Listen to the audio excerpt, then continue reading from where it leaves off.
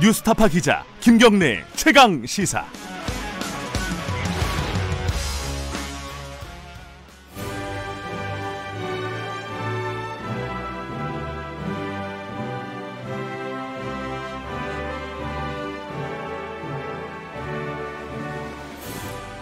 김경래 최강시사 2부 시작합니다.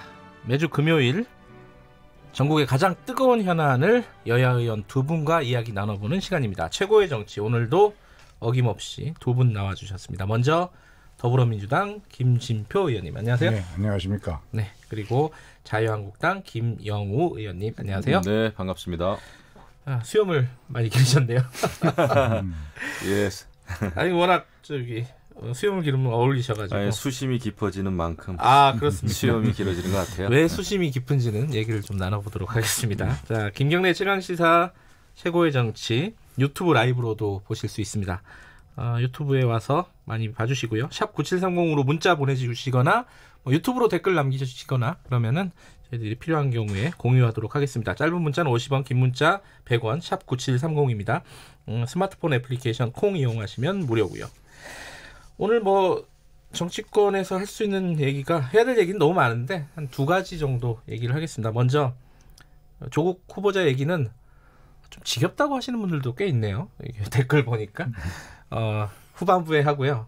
어제 벌어졌던 얘기 좀 해볼게요. 그 정개특위, 그러니까 선거법 다루는 거죠, 한마디로. 지금 패스트트랙에 올라가 있는 선거법이 정개특위에서 쉽게 말하면 통과돼야지 그 다음에 법사위로 넘어가고 그 다음에 본회의로 넘어가는 거 이거잖아요, 과정이. 근데 어제 정개특위에서 좀 소동이 벌어졌습니다. 이제 의결하는 과정에서 자유한국당이 이게 날치기다 막 이렇게 얘기를 했어요. 이게 날치기 맞나요? 이게 김영우 의원님 어떻게 보세요? 맞죠. 이제 과거에도 사실 저희가 여당인 때도 네. 날치기 비슷한 게 있었어요. 제가 18대 국회 때 이제 방송법 네. 이런 것도 이제 국회 본회의에서 우리가 이제 날치기라고 하는 그 표현은 언제 쓰냐 하면은 충분한 토론과 협의와 합의 과정이 없이 네. 숫자로만 그냥 밀어붙일 때 날치기라는 표현을 씁니다. 예. 그런데 제가 아까 이제 수심이 깊어진다라는 말씀은 과연 이대로의 국회가 존재하는 게 의미가 있나 이런 생각이 들 정도로. 거기까지요? 예, 그렇습니다. 왜냐하면은 과거에도 날치기가 있었습니다만은 날치기는 한 번 하고 나서 또 다른 안건이나 다른 또 회기나 네. 이런 때 하면 몰라도 이것은 어떻게 연달아서 3번을 연속해서 그냥 날치기가 된 거예요. 예를 들면 이번에 그 선거법 개정안은 패스트트랙은 그냥 그렇다고 치고요. 예. 정개특위 소위에서 날치기 한번 하고, 예. 그 다음에 또 범여권이 구성을 제안해서 만들어졌죠. 그 안건조정위원회라고. 네. 그런데 이거는 원래 활동 기한이 90일인데도 불구하고 하루 만에 여기서 그냥 또 날치기가 됐고, 그 다음에 또 급기야는 정개특위 전체 회의에서 어제 또 날치기가 됐습니다. 그래서 연달아 3번을 자유한국당이 얻어맞으니까 지금 정신이 없어요. 이런 국회가 지속되는 게 과연 옳은 것인가? 네네. 근본적인 좀 회의가 듭니다. 알겠습니다. 그 안건조정위도 한나라당, 자유한국당에서 이렇게 해가지고 만든 거죠. 네. 그렇죠. 이번에는 정개특위에서는 그렇죠. 예, 그렇죠. 김진표 의원님, 그러니까 김영우 의원께서 말씀하신 게 충분한 토론 과정이 없었다. 일단 그게 이제 핵심인 것 같아요. 이번을 날치기로 규정하는 게 어떻게 보십니까? 지금 그 패스트 트랙이 지정된 지가 121일이 지났습니다. 네. 또 정개특위 논의를 시작한 것은 310일이 지났고요. 예. 이제 정개특위 활동 기한이 60일을 연장해서 8월 말까지거든요. 예. 더 늦출 수가 없는 것이 내년 4월 총선인데 다음 주면 벌써 9월 아닙니까? 네. 그런데 총선 120일 전인 12월 17일에는 후보자를 등록을 해야 돼요. 예비 후보자를. 네. 그러니까 최고도 준비하고 하려면 절차를 정하려면 10월 말까지는 끝나야 되거든요. 네. 그런데 지금 자유한국당이 홍영표 의원이 어제도 얘기했지만 네. 지난 310일 동안 하여간 여러 가지 형태의 노력, 패스트 트랙까지 감히 모든 노력에 불구하고 전혀 협상에 응하지 않고 어깃장만 놓은 거예요. 본래 이 패스트트랙은 연동형 비례제로 가는 것을 제 정당 교섭단체가 작년 12월 15일 나경원 의원의 사인으로 거기서부터 기초로 출발한 거거든요. 그런데 그거와 전혀 다르게 비례대표제를 아예 없애버리자는 어깃장을 넣어가지고는 안 하겠다는 거나 다름없이 이렇게 몰고 전혀 토론에도 협상에도 응하지 않아서 홍영표 위원장이 네. 자 이제 정개특위에서 더 진전이 안 되니까 그러니까 좀 원내대표단끼리 정치 협상을 해달라고까지 요구했는데도 안 되고 하니까 네. 회의만 열면 나와서 방해하니까 그래서 이제 정개특위에서 마무리가 됐지만 그러나 법사위에서 아직 90일이 남아 있습니다. 네. 어제 표결 과정에서도 바른미래당은 두 사람의 의원이 엇갈렸죠. 네. 그리고 무소속 의원은 표결의 절차상 진행해야 되니까 찬성을 하지만 내가 이 패스트트랙 안에 찬성하는 건 아니다라고 발표한 의원도 있고요. 네. 어떻게 될지 모릅니다. 법사위에서 자유한국당이 어깃장 내놓은 안은 취소하고 제대로 된 당초 국민 앞에서 사인한 그 취지에 맞는 수정안을 만들어 가지고 협력하면은 자유한국당 안대로 통과될 가능성도 얼마든지 있는 거죠. 그런데 여기서 의원님. 문제는 지난번에 패스트트랙에 그 범여권 사당이 합의해서 패스트트랙에 태울 때도 똑같은 논리였습니다. 이 패스트트랙에 태우는 것은 합의와 논의의 시작이다 이런 논리였어요. 예. 근데 지금 어제도 이것을 정개특위 전체 회의에서 강행 처리하고 난 다음에 법사위에 90일 동안이 확보돼 있으니 그때 또 논의하면 되지 않느냐 똑같은 말씀을 하세요. 네. 아니 그러면은 18개 상임위 다른 상임위들은 왜 존재합니까? 다 법안을 그냥 강행 처리한 다음에 법사위에 올려놓고 법사위에서 논의하면 되지 않느냐 이렇게 그럼 얘기하실 건지 정말 묻고 싶어요. 우리가 예. 숫자만 가지고 지금 이렇게 강행 처리하고 날치기 하면은 다른 상임위가 필요가 없습니다. 그리고 선거법은 누가 뭐래도 그 선거의 게임을 정하는 규칙 아닙니까? 이것을 제일 야당의 동의나 최소한의 충분한 토론 없이 그냥 강행 처리해서 어떻게 하겠다는 건지 모르겠고요. 예. 그다음에 지금 선거법이 난항을 겪고 이러면은 이것은 기존의 선거법으로도 선거를 치를 수 있는 거죠. 제가 선거법을 개정할 필요가 없다는 것이 아니라 지금 이 국면에서는 특히 정의당의 그 행보를 보면은 이것은 뭐 조국 살리기 또 이런 차원에서 이루어진 게 아닌가. 무슨 항상 뭐 데스노트가 어떻다 저렇다 이런 얘기가 있지 않습니까?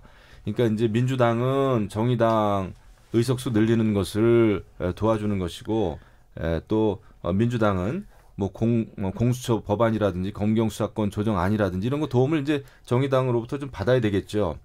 근데 지금 완전히 국회도 그렇고 우리 사회가 저는 내란 중에 있다 생각을 합니다. 대한민국이 이렇게 진영 논리에 갇혀서 말이죠. 내란. 서로가 주장하는 것이 아니면은 완전히 악으로 규정하는 이런 알겠습니다. 문제가 있어요. 이 얘기는 김진표 의원님 말씀만 좀 들어볼게요. 근데 잠깐만 정리해 보면요.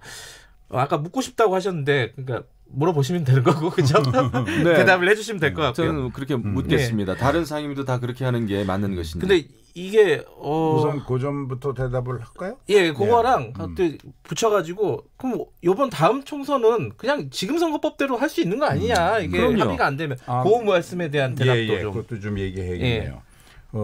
우선 이제 아까 말씀드린 것처럼 정개특위를 구성해서 310일 예. 그리고 또 8월 말까지 60일을 연장한 동안에도 한나라당인가 자유한국당입니다. 자유한국당 너무하십니다. 아무런 토의에도 응하지도 않았어요. 그런데 이제 이 출발이 어떻게 된 거냐면 19대 때부터 우리 정치 개혁의 가장 중요한 과제 중에 하나가 국민들이 얻은 득표수와 의석수가 전혀 맞질 않는다. 네. 그래서 이것은 정치의 기초를 무너뜨리는 거 아니냐. 그래서 이제 이거를 어떻게 할 거냐는 것을 자유한국당 이병석 당시 정개특위 위원장이 연동형 비례대표제를 하는데 한꺼번에 100% 갈 수는 없고 네. 그거를 좀 섞어서 가자. 이래서 그걸 출발점으로 해서 소위 패스트트랙안이 만들어진 게 50% 연동제거든요. 네. 그런데 지금 제가 가장 좋아하는 자유한국당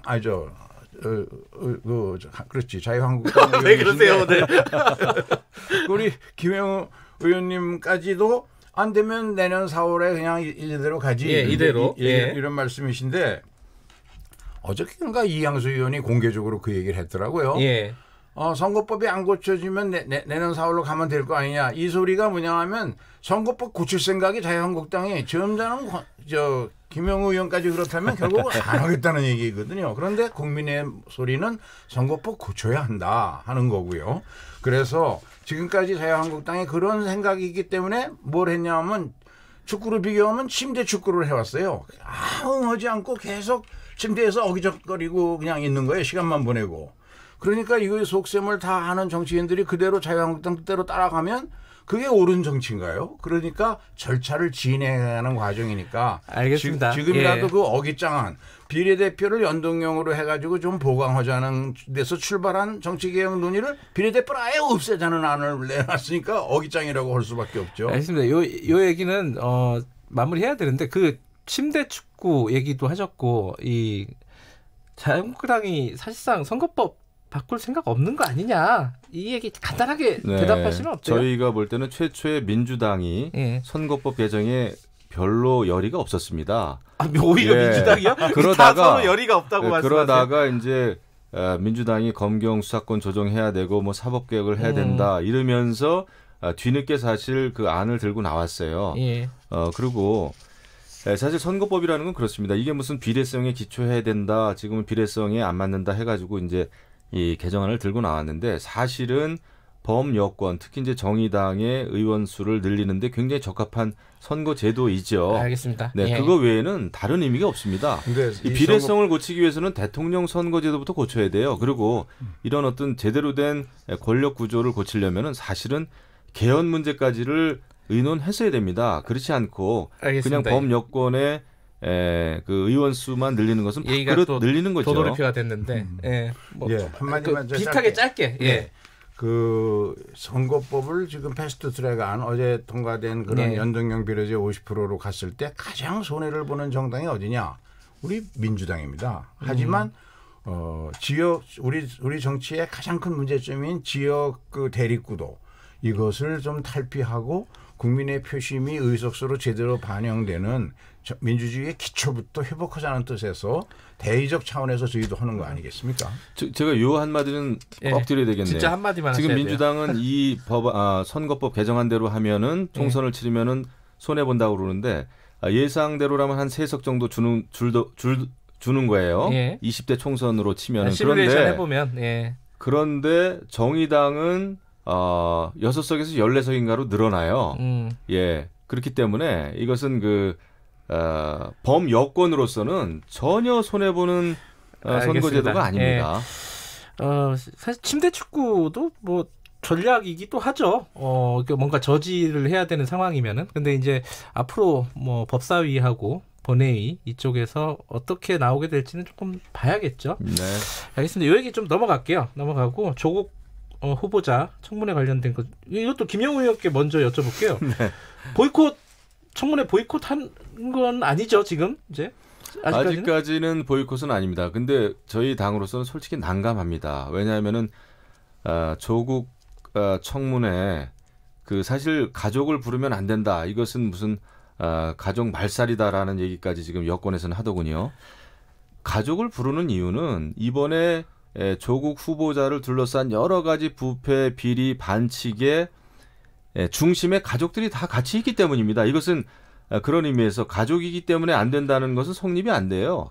과거에도 아주 1980년대입니까? 가족들을 증인이나 참고인으로 부르는 사례가 많이 있습니다. 네. 그렇기 때문에 가족이기 때문에 안 된다는 것은 말이 안 돼요. 왜냐하면 더더군다나 법무부 장관이라고 하는 국무위원 후보 청문회 아닙니까? 근데 모든 재산 관계라든지 부패와 반칙, 입시 부정, 장학금 문제 이런 것이 가족이 깊숙이 연루돼 있는데 어떻게 가족을 안 부릅니까? 아니, 그거는 면죄부 주는 거죠. 근데 그 딸 부르는 건 조금 그렇지 않나요? 이게 미성년자 때 벌어졌던 일들이 미성년자 때 벌어졌습니다마는 지금 중학생이나 초등학생이 아니라 어엿한 의전원 학생 아닙니까? 예. 성인이에요. 그런 경우에는 책임을 질 수 있고 그다음에 의혹을 밝히는 일이라면은 가족도 나서야죠. 김진표 의원님 지금 증인 합의가 안 되면은 이 청문회가 어떻게 지금 진행이 되는 거예요? 지금 일정 합의도 안 된 거, 일정 그 의결도 안 된 거잖아요. 가족을 제외한 증인에 관해서는 어느 정도 의견 접근이 이루어진 거로 합니다. 네. 그래서 가족을 증인으로 부르는 문제에 대해서는 일반 국민들의 여론도 지금 청문회가 그렇지 않아도 우리나라 청문회가 문제가 신상 털기. 그런데 여기서 가족들의 신상까지 털기 시작을 하면 어떻게 장관 후보자를 찾아낼 수 있겠습니까? 아무도 안 올라 그럴 겁니다. 우리나라 장관 평균 임기가 1년 반이라고 그러는데 가족들까지 모두 와서 온 망신주기 청문회를 거쳐야 된다면 누가 하겠습니까? 근데 가족이요. 범위가 예를 들어 오촌 조카 같은 경우는 가족입니까? 아닙니까? 이게? 그래서 그러니까 지금은 네. 뭐 동생의 전처까지 지금 문제를 삼고 있으니까 더욱 문제인데요. 그리고 그 딸 문제는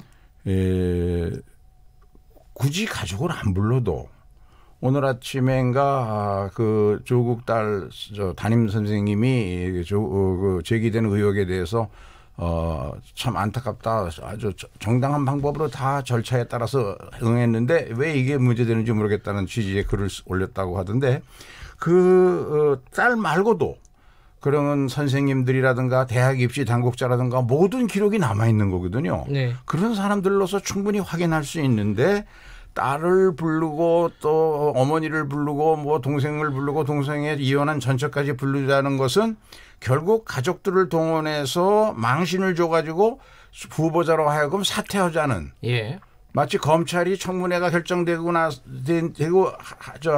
되자마자 모든 증인들에 대해서 압수수색을 단행한 그런 정치적 행위를 한 것과 비슷한 거 아니냐. 그래서 이런 식의 청문회는 공정하지 않다. 청문회의 본래 취지가 후보자의 도덕성과 능력을 검증하자는 것인데 왜 시작을 자식들부터 하느냐 이거죠. 네, 그런데 맞습니다. 후보자의 그 도덕성 또 여러 가지 자질, 능력을 검증하는 것이 청문회입니다. 그런데 조국 후보자의 경우는 정말 아주 특별한 케이스예요. 과거에도 이런 전례가 있을까 이렇게 의심할 정도로 조국 후보자의 가족은 여러 가지 재산 증식이라든지 편법 증여라든지 그 이혼 위장을 통한 여러 가지 채권 이거 뭐라고 됩니까? 채권 그 면탈이죠. 채무 면탈이죠. 채권을 또 승계하고 이런 식으로 정말 보기 드물게 이런 그 국민적인 일반적인 그 정서와 이 도덕 감정에 반하는 일을 해왔기 때문에 신상털기나 망신주기가 아니라 이것은 당연히 법무부 장관 후보자로서는 의혹을 풀기 위해서는 가족 이런 그 증인 참고인이 필요하다라는 거죠. 가족 얘기는 아마 이제 아까 김진표 의원이 의견 접근이 좀 있었다라고 하니까 오늘 좀 지켜보고요. 증인이 그러니까 가족은 아직도 서로 의견이 대립돼 있는데 오늘 아마 법사위 그 간사들끼리 또 만나서 협의를 할 겁니다. 그래서 합의할 수 있는 수준에서 일단 합의를 해서 국민에게 약속한 청문회 9월 2일 3일에 차질이 없도록 해야 되겠죠. 증인들을 오늘 중에만 합의해서 통보하면 9월 3일은 부를 수가 있습니다. 네, 잘 되겠습니다. 오늘 좀 지켜보고요. 근데 아까 김진표 의원님 그 말씀하셨어요. 이제 다음 얘기인데 검찰 압수수색 관련된 얘기. 전격적인 압수수색 있었고 이게 지금 김진표 의원님은 이거 정치적인 행위다라고 규정을 했습니다. 여권에서는 그런 얘기가 많이 나오고 있는 것 같아요. 그 김용우 의원님은 어떻게 보세요? 이거는 압수수색. 말도 안 되죠. 지금 검찰이 사법개혁, 지금 문재인 정권이 하겠다고 하는 사법개혁이 뭡니까? 검찰이 권력으로부터 독립되는 게 굉장히 중요한 내용 중에 하나잖아요. 그런데 나는 그 이해찬 민주당 대표의 발언을 듣고 제 귀를 의심했어요. 마치 이 검찰이 압수수색하는 데 있어서 여당에게 무슨 보고를 하지 않고 압수수색한 것을 굉장히 전례 없는 일로 이렇게 불쾌하게 생각하는 듯한 발언을 했더라고요. 아니 지금 사법개혁하자고 하는 분들이 이렇게 그 과거로 그럼 돌아가자는 얘기입니까? 그래서 이것은 이것은 완전히 수사 외압이다 생각합니다. 아니 오죽하면은 검찰이 청문회를 앞둔 더더군다나 법무부 장관 후보 청문회를 앞둔 상황에서 압수수색을 했겠어요. 이것은 잘 지켜볼 일이지 어떻게 불쾌하게 생각을 합니까? 김 의원님, 네. 그 김영우 의원님 말씀이 그러니까 정치적인 행위라고 만약에 하더라도 이해찬 대표 말은 조금 무리 있는 말이 아닌가. 그러니까 검찰에 대해서 아마 이 검찰은 오직 외골수로 한 가지만 본 것 같아요. 아무리 좋게 충정을 이해하려고 해도 네. 결국 그 윤석열 총장이 늘 하던 얘기로 살아있는 권력과 타협하지 않는다. 이거를 보여주기 위한 것인데 지금까지 수많은 그 정치인들에 대한 고발이 반대당으로부터 이어졌습니다. 예를 들면 자유한국당 의원들에 대해서 경찰이 몇 차례 소환했는데도 안 나오고 있는 거 그런 거는 왜 그 압수하고 부르지 않고 이거는 고발이 얼마 되지도 않았는데 그리고 네. 여야가 합의해서 그거를 국민들 앞에서 청문회 과정을 통해서 밝히고 나서 9월 3일 이후에 해도 아무 문제가 없는 거를 9월 2일 3일 청문회 한다고 발표가 나오고 몇 시간 후에 그냥 압수수색을 했던 것은 이건 분명히 검찰의 힘을 보여주고 검찰이 살아있는 권력에도 타협하지 않는다는 걸 보여주기 위한데 지나친 오바죠. 그 지나친 오바라는 정치적 행위를 했으면 그 정치적 행위에 대한 책임을 져야 됩니다. 오늘 검찰총장이 내부 단속을 좀 한 모양인데 피의 사실 유포라든가 과거에 검찰 적폐의 대표로 알려진 별건 수사라든가 이런 방법으로 이 증인들이나 관련된 사람들을 압박해가지고 결국은 이래도 사퇴 안 할래 하고 알겠습니다. 후보자에게 압박하는 거 아니냐는 얘기죠. 김영우 의원님 말씀 근데 이게 한마디 참 듣고요. 코미디 같은 일이 벌어지고 있어요. 지금 그 여당 의원님들은 윤석열 총장 임용 당시에 정말 그 살아있는 권력에도 칼을 들이댈 만한 괜찮은 사람이다라고 입에 거품을 물고 찬성을 하셨어요. 네. 그런 일이 지금 벌어지고 있는 겁니다. 그러면은 제대로 이제 수사를 하기를 바라고 이것이 과연 그렇기 때문에 윤석열 총장으로 임명하는 것이 옳았다. 이렇게 말씀을 하시는 게 옳지. 어떻게 살아있는 권력에 대해서 수사를 한다고 해가지고 이것을 알겠습니다. 정치 행위로 이렇게 몰아붙이는지 이것은 완전히 코미디죠. 시간이 다 돼가지고요. 두 분께 30초씩만 진짜 30초씩만 네. 왜 꼭 지금 상황에서 조국이어야 되는지 좀 말씀해 주세요. 바로 검찰의 압수수색을 비롯해서 조국에 대한 모든 언론이 이 비판이라든가 정치권의 야당의 비판 이런 것들을 종합해 보면은 네. 우리 높은 정치 의식 수준을 가진 국민들이 SNS를 통해서 나오는 이야기 중에 가짜 뉴스 아웃, 한국 언론 사망, 네. 정치 검찰 아웃 이런 얘기가 지금 크게 자꾸 회자되고 있잖아요. 네. 그런 것을 봐도 조국이 아니면 그 수십 년간 검찰이 독점했던 수사권을 균형 있게 나누어서 알겠습니다. 견제와 균형해낼 수 없다는 네. 얘기죠. 김영우 의원님 30초만. 네. 왜 아니어야 되는지. 네, 문재인 정권이 그동안에 얼마나 공정과 정의를 부르짖어 왔습니까? 예. 그 선봉에 섰던 인물이 바로 조국입니다. 네. 그런데 그 조국이 지금 법무부 장관 후보로 지명되지 않았습니까? 네. 하지만 조국 후보자는 자신이 부르짖었던 공정과 정의와는 완전히 다른 네. 그런 그 생활을 해왔다. 이런 지금 문재인 정권의 어떤 불법성, 네. 비공정성, 불공정성의 민낯을 그대로 보여주고 있단 말이죠. 그래서 알겠습니다. 안 되는 겁니다. 30초 됐습니다. 자, 오늘 두 분 나와주셔서 감사합니다. 청취자분들이 이해하셨을 겁니다.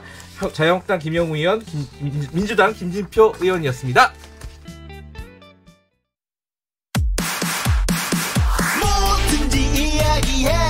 안녕하세요. 저널리즘 토크쇼 제2의 날카로운 눈 정준입니다. 깊이 있는 토론, 청취자에게로 열린 소통, 더욱 새로워진 KBS 열린 토론 앞으로 제가 책임지겠습니다. 평일 저녁 7시 20분 저 정준이와 함께 하시죠. 날 이해시키려고 해봐. 서로의 대화가 하나 되길 기대해. KBS 열린 토론. 시사본부는 전문성과 재미가 살아있는 고품격 하이 퀄리티 시사 토크를 지향합니다. 평일 낮 12시 20분 오태훈의 시사본부.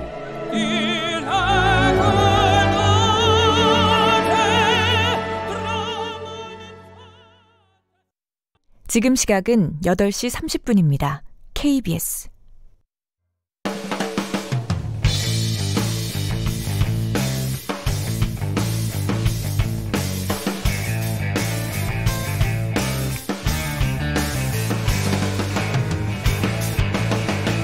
김경래의 최강 시사.